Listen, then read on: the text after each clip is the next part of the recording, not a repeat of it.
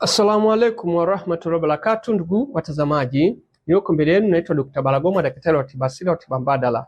Leo nawaletea kipindi ikielezea ugonjwa wa ngiri au hernia. Ni moja ya visababishi vya upotevu wa nguvu za kiume. Kwa wanaume wanahangaika wakinywa dawa za nguvu za kiume bila mafanikio, bila kujua anachokitibia ni nini. Hebu nifuatilie, subscribe channel yangu, utakuwa ni mwenye faida.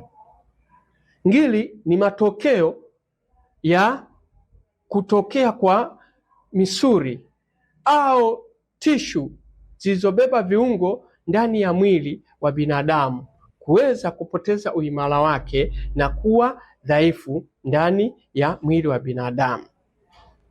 Baada ya kutokea huo udhaifu, basi hufanya viungo ndani ya mwili viweze kutoka sehemu husika na kuweza kwenda sehemu ya pili. Yaani kiungo ndani ya mwili kinatoka mahala pake kutokana na udhaifu wa hizo seli, udhaifu wa hiyo misuli au tishu, kuta za tishu zilizobeba viungo ndani ya mwili kuwa dhaifu, basi husababisha vile viungo ambavyo vingeshikiliwa na hiyo misuli au kuta za tishu, baada ya kutokea hayo madhaifu, basi husababisha vile viungo viweze kuhama sehemu yake kwenda sehemu nyingine na kusababisha uwazi pale ambapo viungo vimetoka. Ule uwazi ndipo hewa inaingia, inapoingia ndio husababisha kuvimba eneo husika.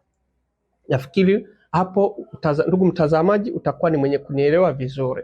Ndugu mtazamaji aliyewahi kupata changamoto ya ngiri hasa inguinal hernia atakuwa ni mwenye kunielewa vizuri. Hii hernia kwenye nyonga unakuta pana vimba, pakisha vimba baadaye anaweza kalala chale, akibonyeza inatoa kama upepo inaopotea. Kwa ndio ile kwamba tayari kiungo kilitoka mahali pale pakabaki wazi, ndio pale hewa ikiingia pana vimba. Kuna mtu mwingine akibonyeza panatoa kama upepo. Nafikiri kwa kifupi umenielewa maana ya ngiri au hernia.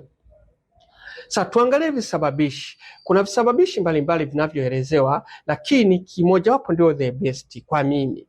Kuna visababishi vya unene. Kuna visababishi vya kufanya mazoezi, mtu ananyanyua vitu vizito. Ila moja ya visababishi vikubwa ambacho nakielezea kwa leo, inawezekana kikawa kigeni kwako, ni ukanda wa bahari au ukanda wote wenye bahari. Huwa kuna bakteria tunawavuta katika mfumo wa hewa. Wale bakteria ndio wanaingia katika tumbo, wanaenda kuvuga ile chango ya ngiri, inatoka mahala pake na kuacha sehemu ya uwazi ambapo hewa inaingia na kuanza kuvimba.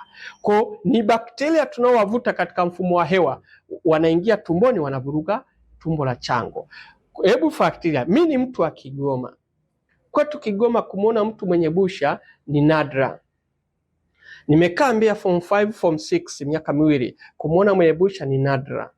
Nimekaa chuo kikuu cha Dodoma, University of Dodoma, UDOM, miaka mitatu nikiwa nasoma pale, kumwona mwenye busha ni nadra. Ila njoo Dar es Salaam, ukanda wa Pwani, kuanzia Morogoro, Pwani, Dar es Salaam, Lindi, Mtwara, Tanga, ingia Bagamoyo, utakuwa ni mwenye kuona mabusha hata kwa vijana wadogo.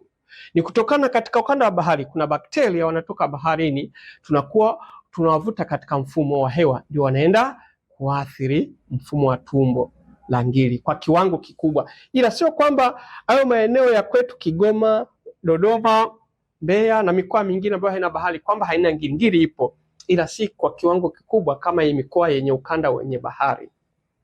Nafikiri utakuwa ni mwenye kunielewa vizuri. Sasa tuangalie aina za ngiri. Aina za ngiri zipo za aina mbalimbali. Kuna umbilical hernia au tunasema hernia ya kitovu, inaitwa umbilical hernia. Hii inatokea sehemu ya kitovu, ndio kuna ngiri unaweza kukuta kitovu kikawa kikubwa hata mtoto amezaliwa. Kuna hernia ya tumbo, yani hiyo inaitwa abdominal hernia. Kuna hernia ya sehemu ya haja kubwa, hiyo inaitwa anal hernia. Na kuna hernia ya kifua, hiyo inaitwa hiatus hernia. Na kuna hernia curve, hiyo inaitwa yani ngiri curve, inaitwa scrotal hernia. Na kuna hernia ya kwenye nyonga, yani hizi zinaitwa inguinal hernia, ambayo ni hernia nyingi zinazosumbua watu wengi. Inguinal hernia, hapa kwenye nyonga panakuwa pana vimba, mwingine akilala panatoa upepo. Hiyo ni inguinal hernia. Wakati huo sasa ndio tunaangalia pia kuna ngirimaji, yani henia ya maji, ngirimaji, ambayo hiyo inaitwa hydrocele, kitaalamu inaitwa hydrocele henia. Ndio ile henia ambayo unakuta korodani inavimba, inakuwa na maji. Basi hizo ni aina za henia. Ndugu mtazamaji, nisikuchoche kwa kipindi hiki, niishie leo kuelezea maana ya henia.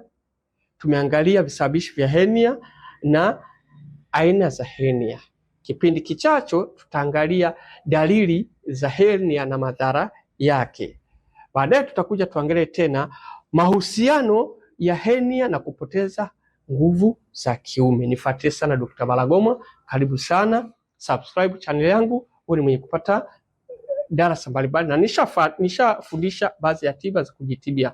Namba ya simu 0694029277 au 0655782996.